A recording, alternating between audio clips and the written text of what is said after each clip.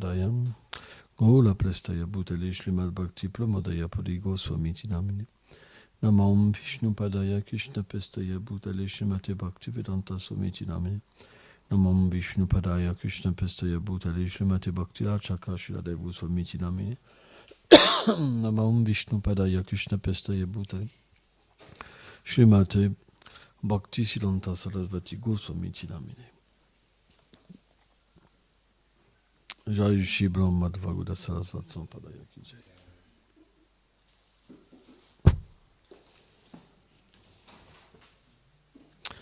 Donc on va lire un verset de la Srimad Bhagavad Gita, chapitre 8, verset 28.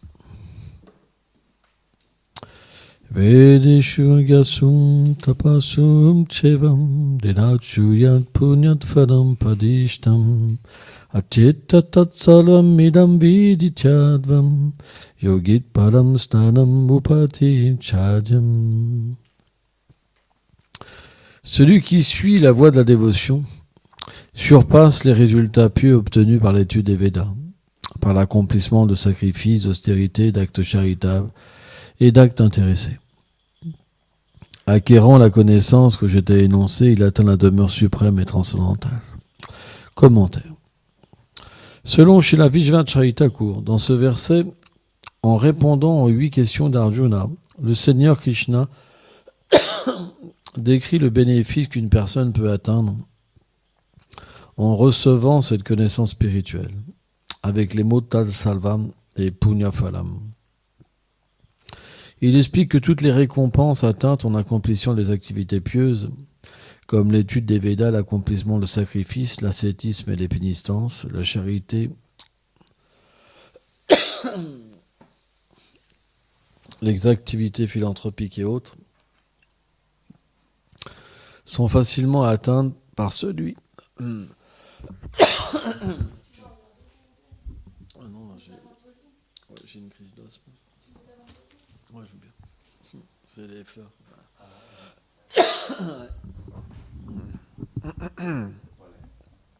Ouais. C'est le corps.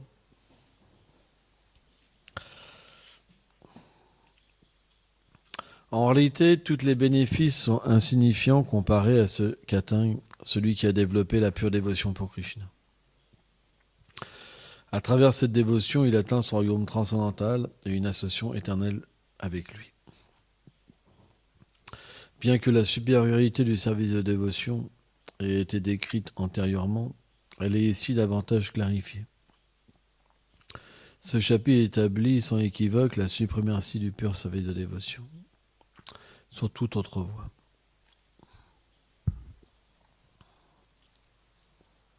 Notre philosophie, elle est véritablement simple. Si le Seigneur existe, c'est qu'il est une personne. Puisque nous sommes une personne, comment la source de la création ne pourrait pas être une personne? Mais parce que les gens se réfèrent à eux-mêmes comme le centre du monde, et puisqu'ils sont limités par des sens imparfaits, qu'ils sont sujets à l'erreur, à tromper autrui, automatiquement, et que ce corps dépérit à chaque instant et qu'il est une source de souffrance, automatiquement, s'ils pensent que Dieu a une forme, ils pensent que c'est imparfait.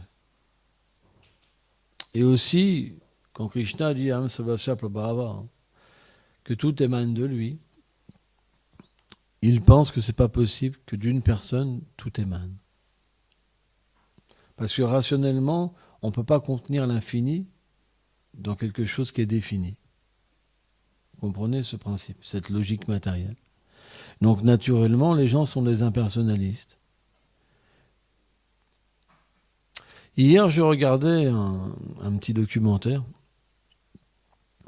qui expliquait que de plus en plus les scientifiques acceptent la conception de Dieu. Parce que plus ils découvrent l'ADN, le ceci, le cela, et plus ils ont conscience que c'est pas possible que ça vienne juste d'un éclatement, quoi, le Big Bang. Parce que rien n'est jamais apparu par un éclatement. Mais tout est apparu toujours d'une cause. Donc pour eux, ce qu'ils appellent Dieu, ou un autre mot, c'est la cause de toutes les causes. Ça veut dire le déclencheur de la cause et des réactions en chaîne. Parce que rien dans la création, rien qu'on peut observer, n'a pas une cause. Mais ce qui est vraiment intéressant, c'est bien qu'ils étudient la nature, etc. Ils n'ont aucune compréhension de l'âme. Ils appellent la vie, en fait. Mais ils ne comprennent pas la nature de l'âme. Pourquoi ? Excusez-moi.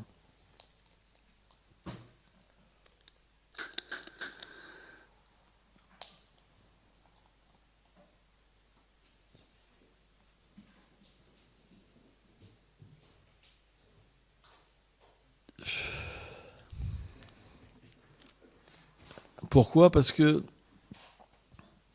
ils ont besoin de voir quelque chose, d'avoir une expérience. Or, la nature de l'âme, on ne peut pas la voir à travers le mental,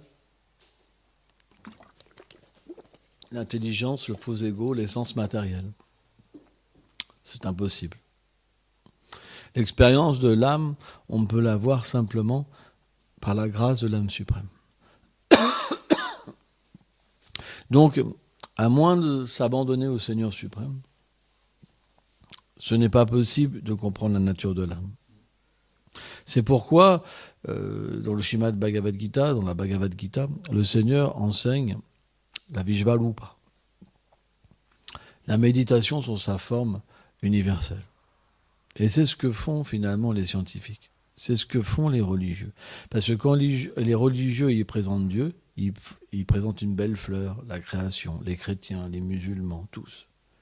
Mais personne ne présente la forme du Seigneur suprême et la forme de l'âme. Personne. Simplement, Dieu est invisible. La conception religieuse et la conception scientifique moderne,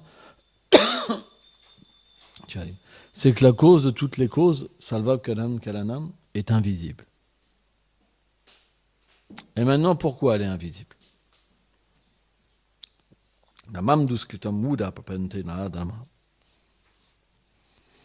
C'est parce que les êtres qui ont une tendance rebelle, qui n'ont pas d'intelligence, leur intelligence a été volée par l'illusion, ou qui ont rejeté la miséricorde du Seigneur, ces 4 sortes d'êtres vivants,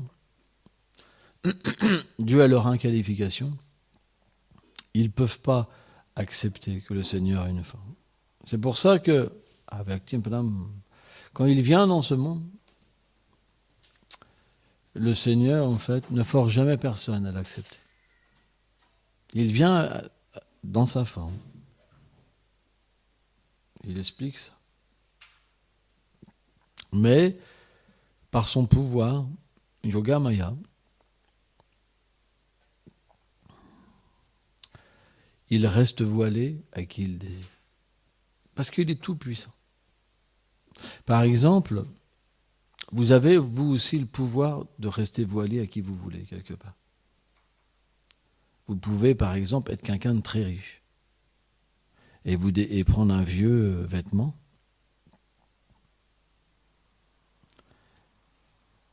et avoir l'expérience de gens qui vous dénigrent, par exemple. Mais c'est si même personne, par exemple, vous rencontre après le lendemain et vous voit comme un milliardaire, ils vont se dire « Oh, la boulette !» Vous comprenez ?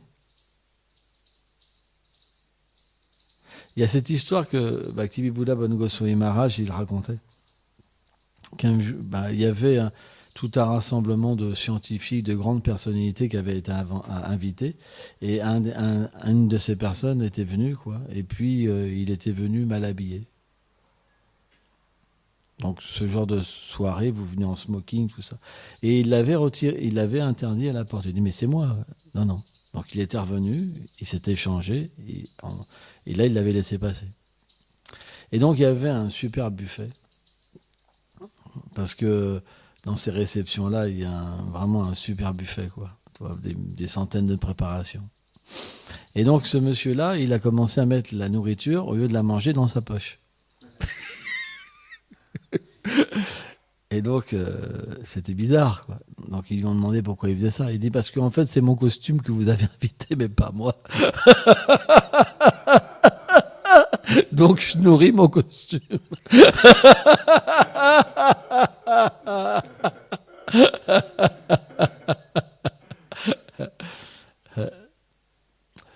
De la même manière, certaines personnes pratiquent la vie spirituelle d'une manière externe. Et c'est pourquoi ils ne peuvent pas avoir cette réalité du Seigneur suprême se révéler à eux. Par exemple, il y a une déité très fameuse qui s'appelle Anarnat, qui est une mortie du Seigneur Narayan, qui a été installée par Brahma lui-même. Donc c'est des très vieux temples qui étaient même avant le temple de Jagannath. Voilà. Et donc à cette époque-là, c'était maintenu par des familles de Smarta Brahmana. Et les Smarta Brahmana, leur conception, c'est une conception, comment dire, rituelle. Ça veut dire qu'ils n'ont pas foi que la déité, c'est une personne. Simplement que c'est un processus pour purifier les aliments, ou comme une icône un peu, vous voyez ce que je veux dire. Hein, comme quelque chose où le Seigneur, ça passe à travers. Beaucoup de gens ont ces conceptions de la déité.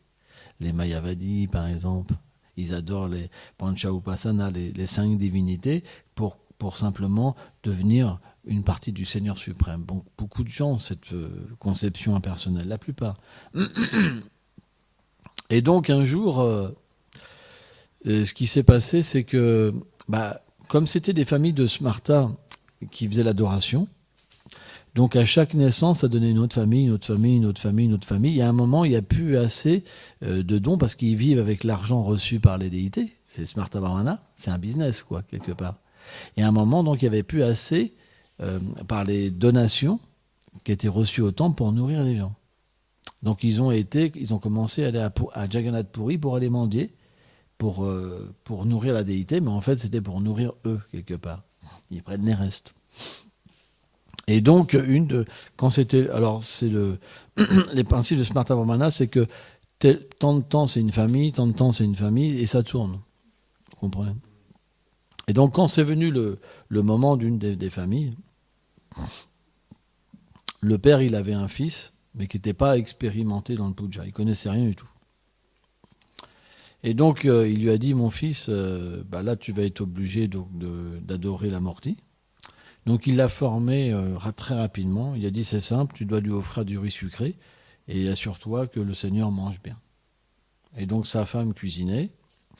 Et donc le fils, donc il a commencé à offrir le riz sucré à la déité avec les mantras, etc. Mais en fait, il connaissait rien du tout. Et le principe, c'est que la déité, elle mange avec ses yeux, elle mange pas physiquement. C'est un principe. Mais comme il ne connaissait pas, lui, il pensait que la déité, elle mangeait et que la partie de la nourriture, c'était ce qu'il y avait en plus pour les dévots, qu'elle laissait, quoi. Tu vois, qu'il y avait, bon, voilà. Et donc, il a commencé à offrir la nourriture. Il a fermé les rideaux. Il a attendu. Et quand il est rentré sur l'autel, la nourriture était intacte. Donc, il s'est dit, j'ai dû faire une offense, le Seigneur n'a pas mangé. Et donc il a recommencé les mantras, le rituel. Il a refait la nourriture, la même nourriture. Il est ressorti de l'autel. Et donc, la deuxième fois, il avait déjà insisté. Il a dit, oh Seigneur, sois miséricordieux. Sans ça, je vais me faire rouspéter par mon père. Et là, donc, il est ressorti. Il est rentré sur l'autel. La nourriture était encore sur l'autel. Et la troisième fois, il a pleuré. Il dit, s'il te plaît, sois miséricordieux. En fait, qu'est-ce qui va m'arriver si tu manges pas, toi, c'est pas possible. Toi. Et donc là, il est sorti de l'hôtel. Et quand il est rentré, il n'y avait plus rien dans l'assiette. Donc là, il était content. Donc il est arrivé avec l'assiette et sa mère lui a dit, mais où est la nourriture? Ben, le Seigneur l'a mangé. Donc comme ils avaient que ça comme nourriture, ils ont jeûné. Et le lendemain, pareil, le Seigneur mange 2 jours de jeûne pour la famille entière. Et la troisième jour, en fait, le mari revient de Jagannath Puri et il a faim, quoi. Donc il dit à sa femme, bah, je voudrais un peu de prachad. Et sa femme dit, bah, écoute, depuis 3 jours, bah, il n'y a plus de nourriture. On jeûne. Elle dit pourquoi? Bah, parce que le Seigneur, il mange tout. Et comme c'était un Smarta Brahmana, il dit, mais c'est pas possible. En fait, c'est lui qui mange et où il donne ça à ses amis.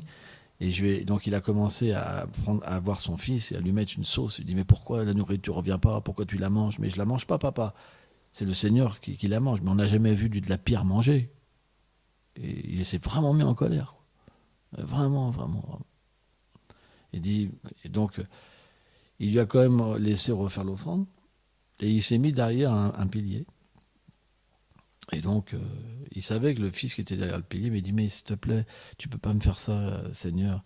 Il faut vraiment que tu manges. Parce que sans ça, il va pas me croire. Il va croire que j'ai mangé de la nourriture. Et le Seigneur, donc, est descendu de l'autel, a commencé à manger. Et là, le père, il est rentré en colère. Il a saisi la main du Seigneur et il dit, mais t'as pas le droit de manger. T'es une mortifée de pierre, t'as pas le droit de manger notre nourriture. Ce qui nous reste à manger, t'as pas le droit.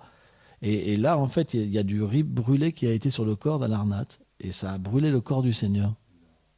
Et le Seigneur l'a maudit. Il dit, parce que tu réagis comme ça, tu as fait une grande offense. Tout le village mourut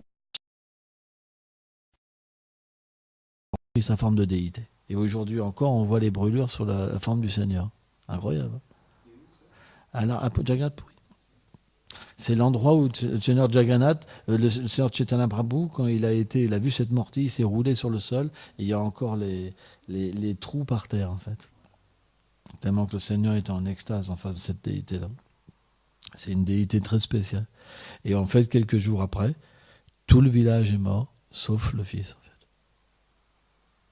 Et donc, comme il n'y avait plus personne pour adorer la déité, c'est les sévaïdes du temple de Jagannath Puri, les brahmanas, qui ont repris le temple, en fait.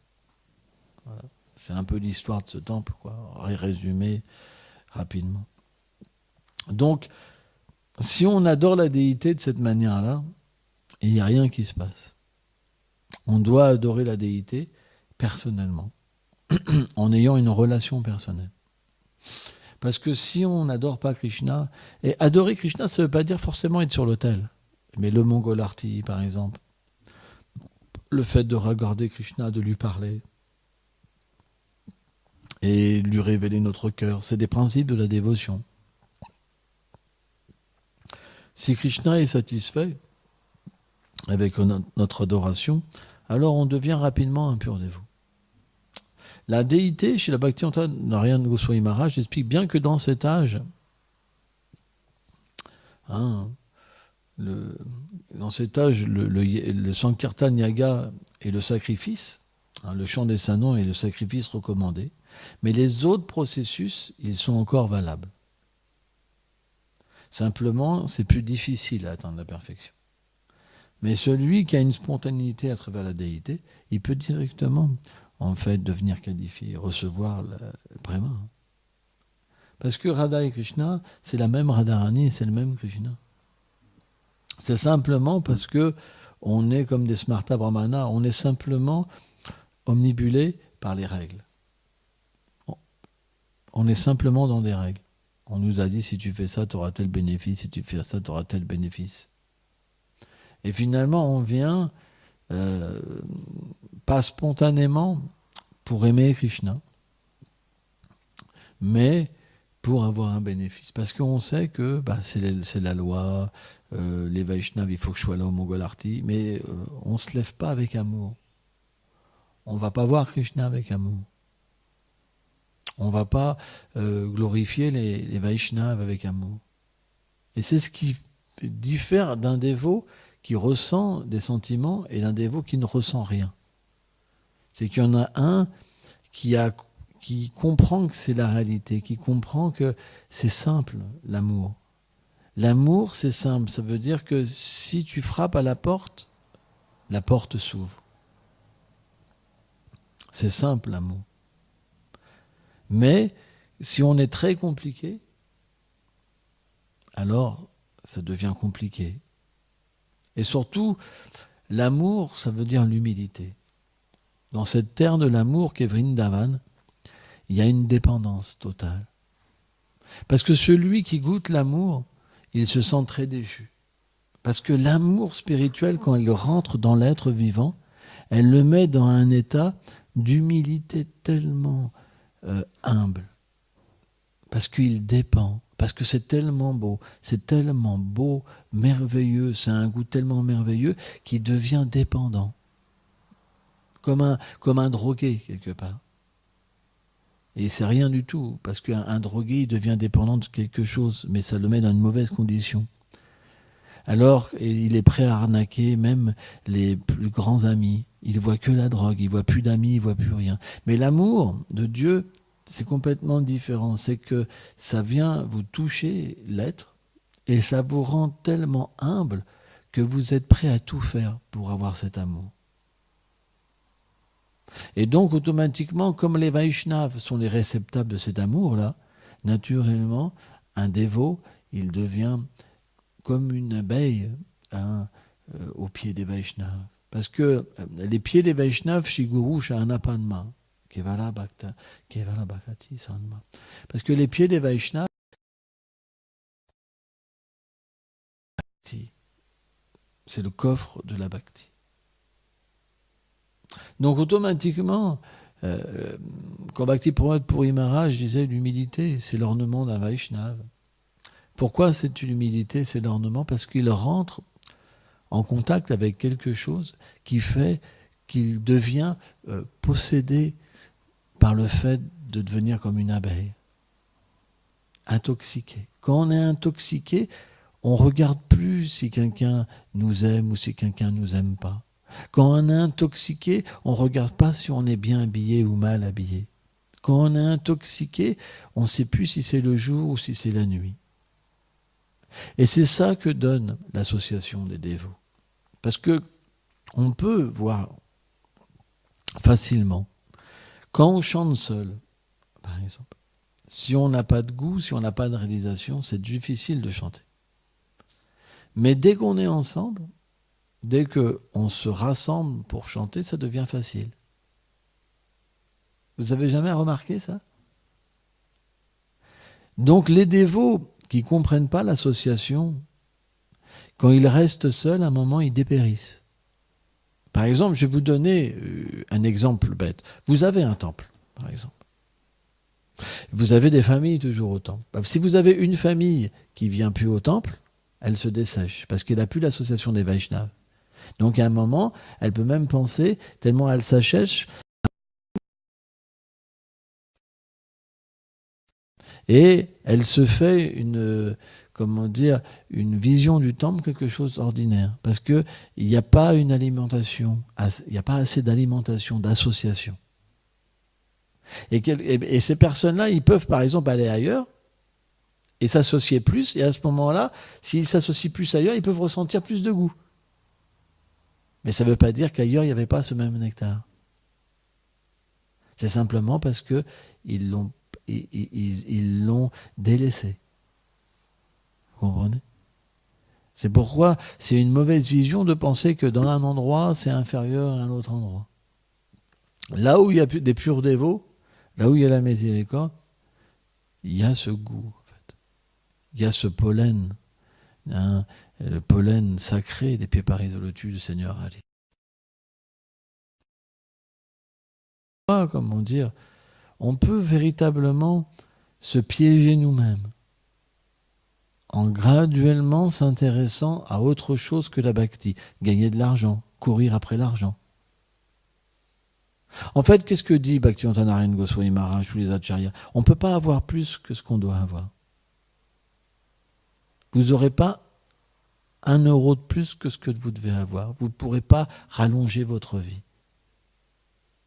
Tout est calculé. Donc pourquoi courir après quelque chose qui est déjà calculé? Pourquoi vouloir accroître alors que ce ne sera pas possible?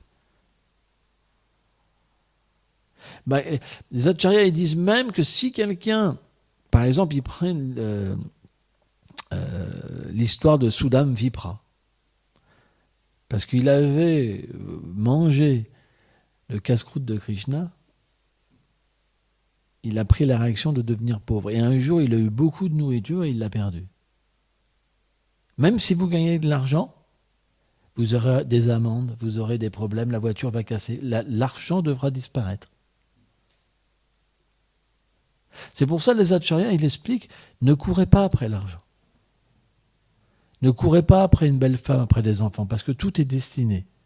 Mais cultivez la dévotion. Parce que si vous courez après quelque chose que vous ne pouvez pas avoir, vous allez oublier la bhakti.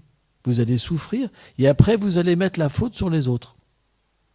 En disant, ouais, ce temple-là, finalement, j'ai pas eu une bonne expérience. Mais c'était pas les autres le problème, c'était vous le problème. C'est que vous avez mis quelque chose autre que la dévotion. Et parfois, ces mêmes personnes, ils changent d'endroit, ils changent de mentalité, et ils regoûtent. Et ils pensent qu'ailleurs, c'était imparfait. Mais ce n'est pas notre philosophie. Vous arrivez à comprendre le principe? C'est pourquoi il faut absolument essayer dans notre vie d'avoir une relation personnelle avec Krishna. Sans ça, il n'y aura pas de fruit. Il n'y aura qu'un fruit karmique, ça veut dire qu'on pourra, dans notre vie, progresser, être pieux. Mais Krishna ne se révélera pas. Parce que ce n'est pas de la bhakti, c'est du commerce. Si vous allez sur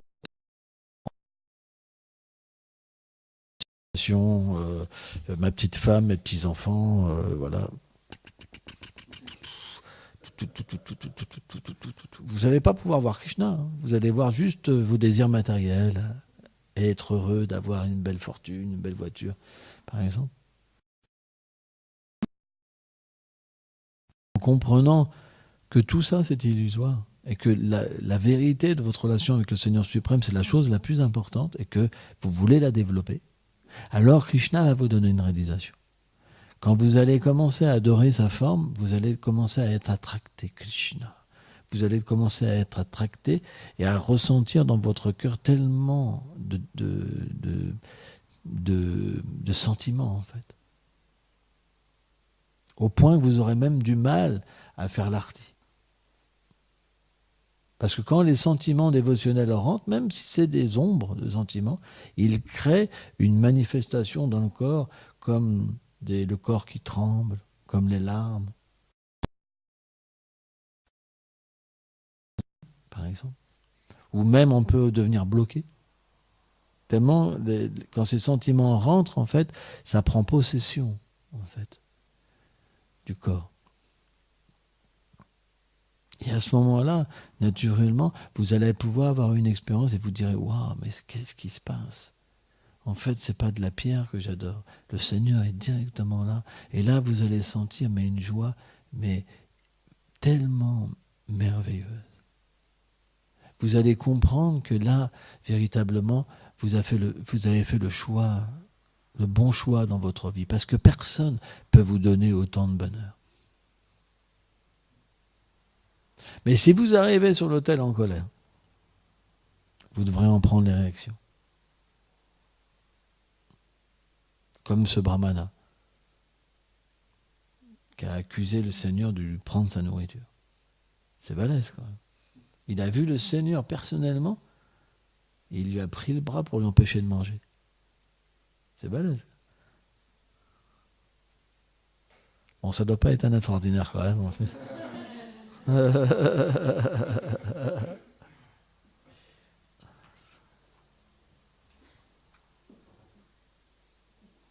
C'est pour ça, si vous adorez la déité avec une conception matérielle, en plaçant quelqu'un d'autre dans votre cœur que la déité, alors le résultat ne va pas s'effectuer. Le cœur ne va pas se purifier. Vous allez simplement contracter plus de désirs. C'est comme chanter les saints, non? Si vous chantez avec des désirs matériels, vous allez simplement avoir plus de désirs. De la même manière, si vous adorez la déité pour devenir un associé du Seigneur, alors la déité va se révéler à vous.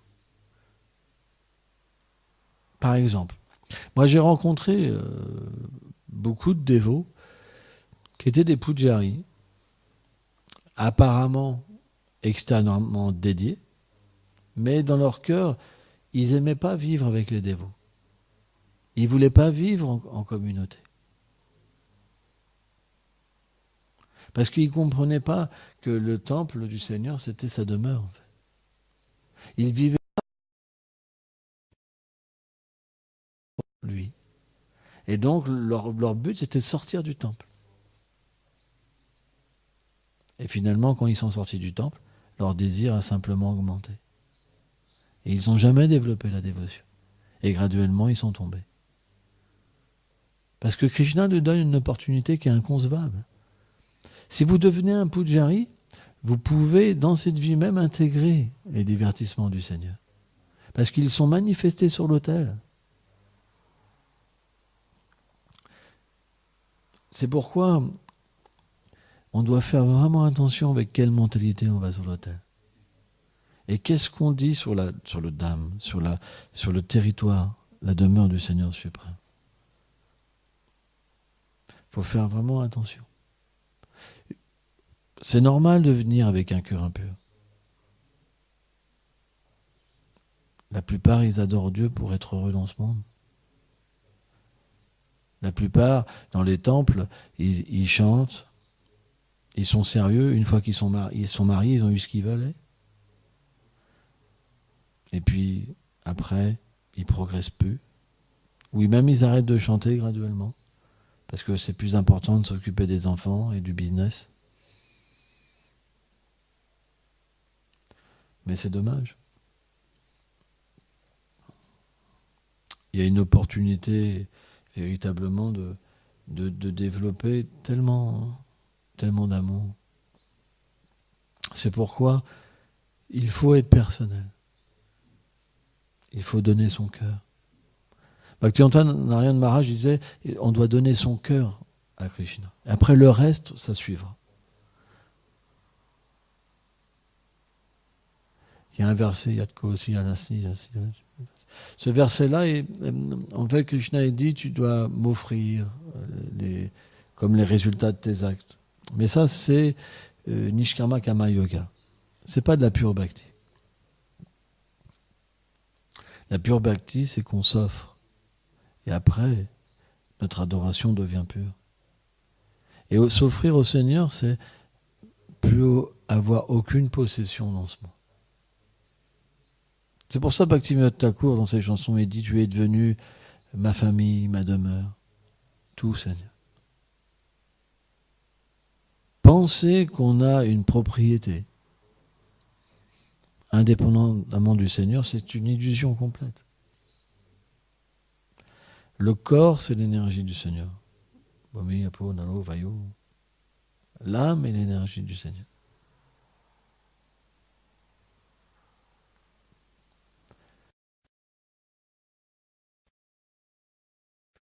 Maya est puissante. Maya, elle nous dévise. Elle nous fait penser qu'on peut avoir une vie autre que celle de la demeure du Seigneur suprême. Elle est puissante, Maya. Elle veut qu'on crée notre propre monde. C'est très puissant. Vraiment puissant.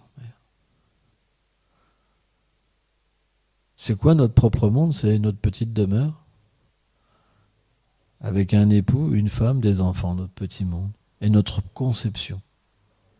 Quand on fait ça, finalement, on imite le Seigneur suprême. Mais c'est vrai, c'est une réalité. Malheureusement, c'est pas méchant ce que je dis. C'est une réalité. Donc, est-ce qu'on peut atteindre le succès de cette manière-là? C'est difficile d'atteindre le succès. Parce qu'une fois qu'on s'enferme dans notre petit royaume, on y devient très attaché. Parce que Maya, elle est très puissante. L'énergie Maya est très puissante. Et quand on y devient attaché, bien qu'on y souffre, on pense que c'est la source de notre bonheur. Pourtant, on souffre dans cette situation. Et c'est ce qui nous sépare de la demeure du Seigneur suprême. Donc le temple, c'est un moyen très pratique de réinverser cette tendance.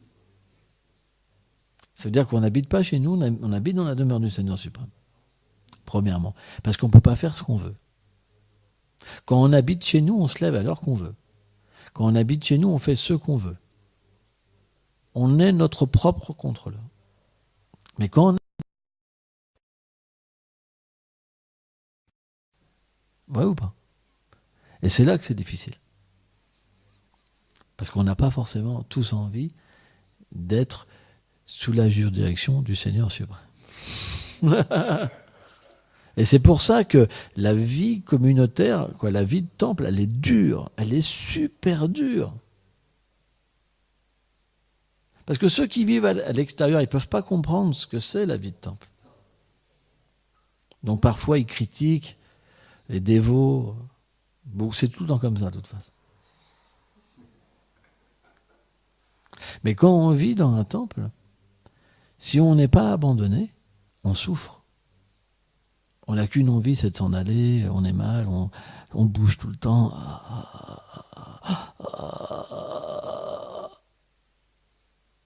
Vous comprenez? C'est pas si simple.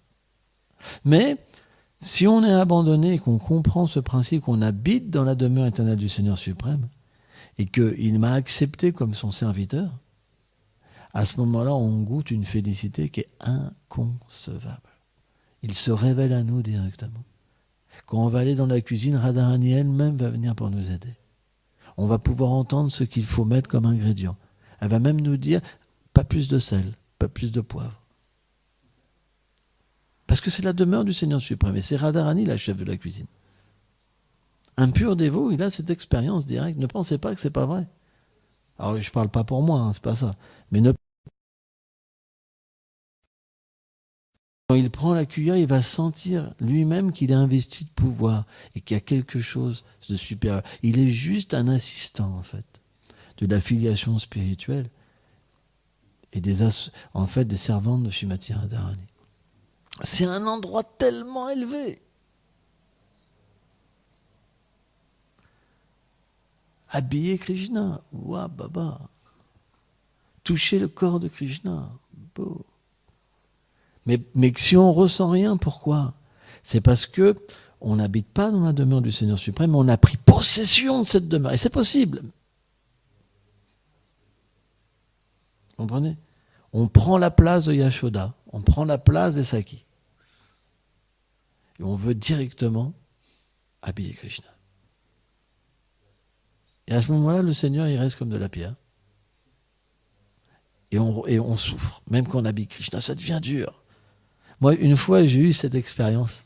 Quand j'étais nouveau dévot, j'habitais dans un temple à Paris. Et il y avait deux mortis merveilleux qui s'appellent Nitai Satishuta. Et donc, j'étais nouveau dévot. J'avais reçu la seconde initiation. Et je devais habiller Nitai Satishuta. Et donc, j'avais l'habitude de masser le corps du Seigneur un petit peu. Ça me donnait tellement de félicité. Et puis là, j'ai commencé à habiller le Seigneur. Et puis, paf, le doti tombait, le doti tombait, le doti tombait, le doti tombait. C'était impossible de l'habiller. Impossible. Un truc de fou. Et à un moment, j'ai craqué. Je lui ai dit, mais Seigneur, il faut que tu fasses quelque chose. Pourquoi tu refuses mon adoration là?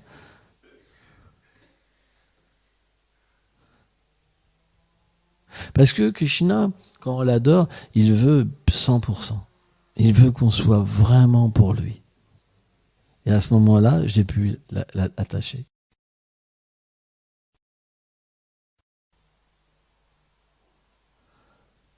Donc, il faut vraiment être personnel avec la déité. Il faut mettre tout son amour. Il faut vraiment... Mais c'est pas qu'on fait un show à l'extérieur, hein, parce que sans ça, on va avoir des problèmes. Par exemple, si vous commencez à masser pendant 2 heures les pieds du Seigneur, alors que vous avez qu'une heure pour habiller, vous allez avoir des problèmes. Et les autres disent, mais qu'est-ce qu'ils font? T'as vu celle-là? Mais ça fait 2 heures qu'elle masse les pieds du Seigneur! Et là, tu vas être là, oh Krishna, Krishna, Krishna. Ça va pas bien se passer. Donc, le principe, c'est que on peut habiller vite, mais avec de l'amour.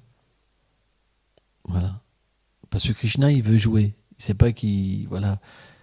Quand Maria Yashoda le baigne avec ses serviteurs à Nandagram, ils sont très experts et très rapides aussi. Très, très experts, très rapides, quoi. Maria Yashoda, avant même que Krishna revienne, en fait, d'attrait des vaches, elle a déjà tout préparé. Hein, avec tous ses sakas, ses serviteurs. Tout. Et la veille même, elle a préparé. C'est expliqué qu'elle fait infuser la lune dans l'eau, etc. Ah ouais, c'est spécial. Hein, ah ouais. Et là, donc, il y a toute une adoration de Krishna, où Krishna est habillé comme un... merveilleusement. Donc, le point, c'est que ces serviteurs de Krishna, ils ont beaucoup d'amour pour lui. Certains coiffent ses cheveux, certains amènent les vêtements, certains baignent son corps, certains massent son corps, certains font son tilak, certains mettent ses sous-vêtements, ses vêtements, ses colliers, ils coiffent son chignon, etc. Hein, c'est expliqué que les cheveux de Krishna, par exemple, il y a une certaine fumée avec de la gourou pour parfumer ses cheveux, par exemple. Donc il y a tout un rituel comme ça élaboré. Et nous, ce qu'on fait, c'est très simple, parce qu'on n'a pas la qualification ni l'amour pour faire tout ça. Donc Krishna est miséricordieux, Radharani est miséricordieuse. Elle nous donne quelque chose de tout petit, parce que on est comme les animaux. On n'a aucun goût pour adorer. On n'a pas de réalisation. La preuve, c'est que il y en a même qui voudraient partir, même, ou qui partent.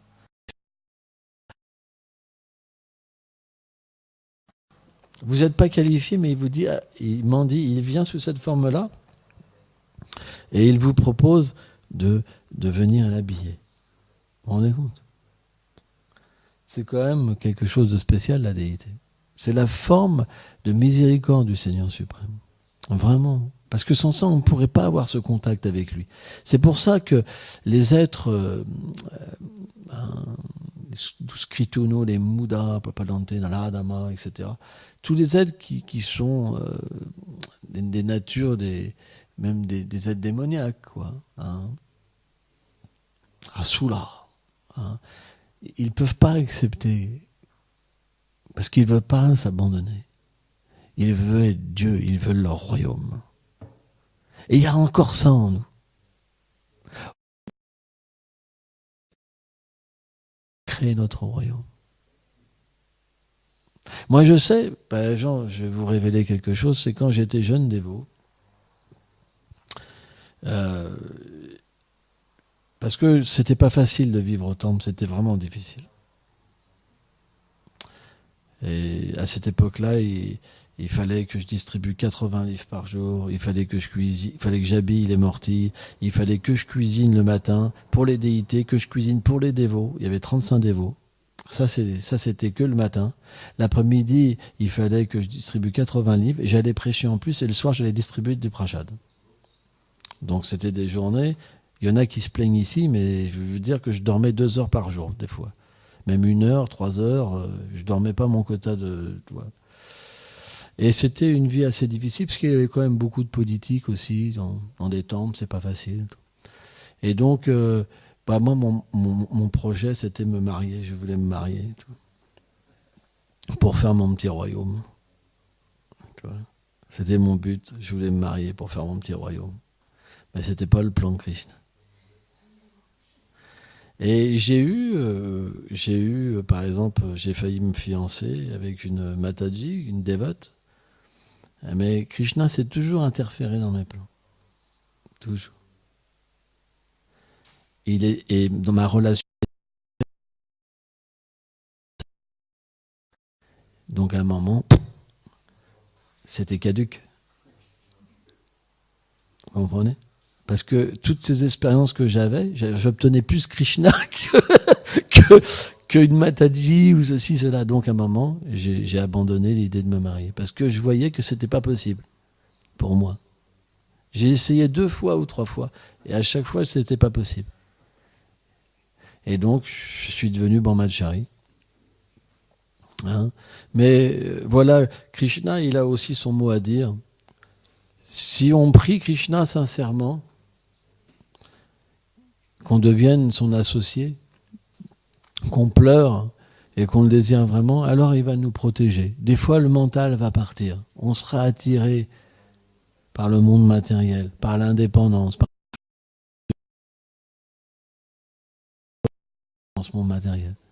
Mais si on prie sincèrement les déités, qu'on les adore, elles viendront toujours nous protéger.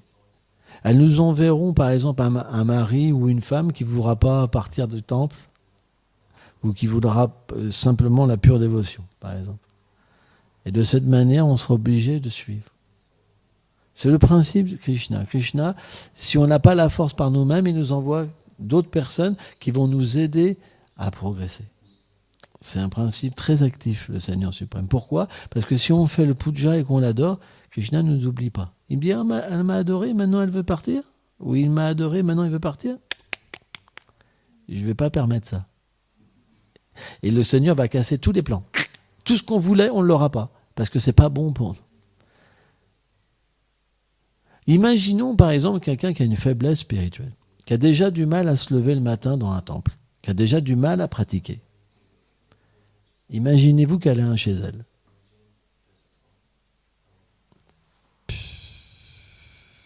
Et puis ça descend, ça descend, ça descend, ça descend, ça descend, ça descend. Au début, on se lève parce que c'est la nature de ce monde. C'est dur. Tout seul, c'est dur. Satyananda Maharaj, pour finir, il prenait l'exemple d'un corbeau. Parfois, les pujaris, ils nourrissent les corbeaux dans les temples. Les oiseaux, ils donnent du prashad. C'est un principe. Et il y avait un corbeau qui était plus fort que les autres. Et il faisait des pirouettes tout dans les airs et tout, quoi. Il était très fier de sa puissance. Et un jour, il a vu 2 cygnes. Et les cygnes, ça vole pendant longtemps et c'est gracieux. Et donc, il a été un peu piqué par le faux ego. Donc, il a commencé à suivre les cygnes. Et un corbeau, ça ne peut pas voler autant qu'un cygne. Donc, ils sont arrivés au-dessus de la mer parce qu'ils allaient traverser la mer. Et le corbeau, à un moment ou à un autre, il n'avait plus la force. Donc, il a commencé à tomber, à tomber. Et les cygnes, parce qu'ils sont miséricordieux, ils sont venus le prendre avec leurs ailes pour le ramener. La morale de cette histoire, c'est qu'on n'est pas fort par nous-mêmes. On est fort parce qu'il y a des dévots autour de nous. Parce qu'il y a la miséricorde d'âme. Si on s'en va, on perd cette force. Il ne faut jamais quitter l'association des dévots. Sans l'association des dévots, parce qu'on ne s'en rend pas compte, quand on l'a, on est fort. Donc on peut critiquer, on peut se dire, moi, je n'ai pas besoin. Mais en fait, quand on perd l'association, graduellement, on perd de la force. Pas tout de suite. Au début, on peut se maintenir de moins en moins de goût. C'est pourquoi un temple, c'est une bonne fortune parce qu'il y a des dévots. Il y a une adoration forte. Il y a le harikata. Il y a une pratique qui est forte. C'est notre bonne fortune. On ne devrait pas penser qu'on n'est pas fait pour cette bonne fortune. On devrait se dire, Krishna, tu es tellement miséricordieux. Tu m'as tout retiré, grâce à toi, je suis ici. On devrait comprendre ça. C'est très important. Et pas se faire des plans pour toujours rejeter la miséricorde du Seigneur suprême. Moi, j'ai essayé, mais j'ai pas pu. J'étais vraiment déterminé à me marier, mais vraiment. Hein, Krishna m'avait gâché mon premier plan, et tout de suite, il y avait une autre Mataji qui était amoureuse de moi. Je lui ai dit, bon, avec celle-là, je vais me marier tout de suite. Et tout de suite, Krishna s'est mis en travers. Et j'ai dit, ok. je lève les bras, j'oublie ça. Et depuis, en fait, j'ai, voilà, ce désir, il n'est pas revenu dans mon cœur. Pourquoi on a le désir? Parce qu'on a besoin d'affection. On ne peut pas vivre sans affection. Mais si le Seigneur nous donne de l'affection, alors on n'est pas obligé. L'affection, on peut la trouver avec des amis. Si on peut recevoir cette miséricorde du Seigneur suprême et de pouvoir ne pas voir juste la sexualité, mais la réalité des êtres et aimer les êtres, on peut avoir des enfants à travers les enfants des autres. On peut avoir des pères, c'est illimité. Une telle famille d'amour et d'abondance. C'est pourquoi, après, bon, y en a qui ont cette nature de se marier, il y en a qui n'ont pas la nature de se marier. Par exemple, si on prend la vie de...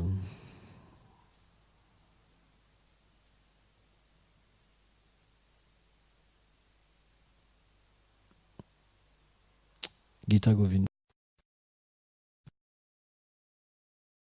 Il avait renoncé et Krishna lui a demandé de délaisser son sannyas et de se marier avec Padmavati. Donc, pour certains, le mariage c'est une bonne chose. Et pour d'autres, le renoncement est une bonne chose.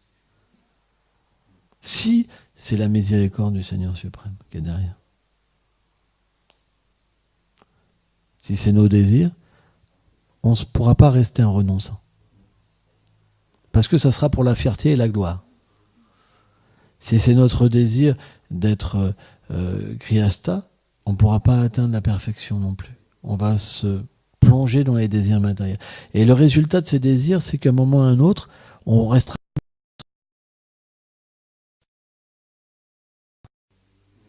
Hein. Bon allez, on s'arrête là.